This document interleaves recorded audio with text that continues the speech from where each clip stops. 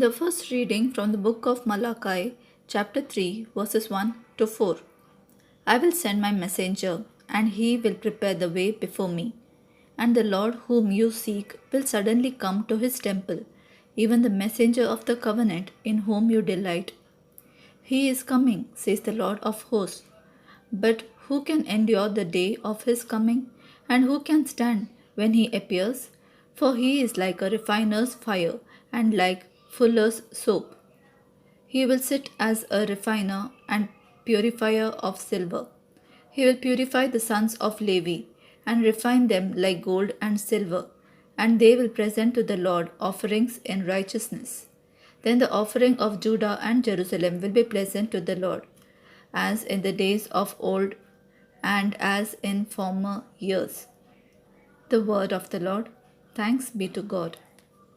Psalm 24, verses 7 to 10. Lift up your heads, you gates, be lifted up, you ancient doors, that the kingdom of glory may come in. Who is this King of glory? The Lord strong and mighty, the Lord in battle. Lift up your heads, you gates, lift them up, you ancient doors, that the King of glory may come in. Who is this King of glory? The Lord Almighty, He is the King of glory. The second reading from the letter to the Hebrews, chapter 2, verses 14 to 18. Therefore, since the children share in flesh and blood, he himself likewise also partook of the same, that through death he might render powerless him who had the power of death, that is, the devil, and might free those who through fear of death were subject to slavery all their lives. For assuredly he does not give help to angels, but he gives help to the descendants of Abraham. The word of the Lord. Thanks be to God. The Gospel of Luke, chapter 2, verses 22 to 40. Jesus is presented in the temple. When the time came for the purification rites required by the law of Moses, Joseph and Mary took him to Jerusalem to present him to the Lord. As it was written in the law of the Lord, every firstborn male is to be consecrated to the Lord, and to offer a sacrifice in keeping with what is said in the law of the Lord, a pair of doves or two young pigeons. Now there was a man in Jerusalem called Simeon, who was righteous and devout.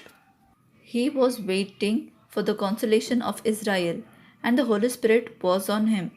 It had been revealed to him by the Holy Spirit that he would not die before he had seen the Lord's Messiah.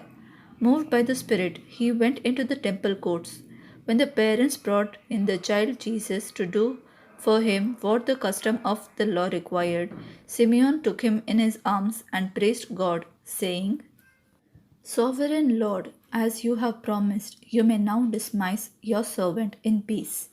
For my eyes have seen your salvation, which you have prepared in the sight of all nations, a light for revelation to the Gentiles and to the glory of your people, Israel.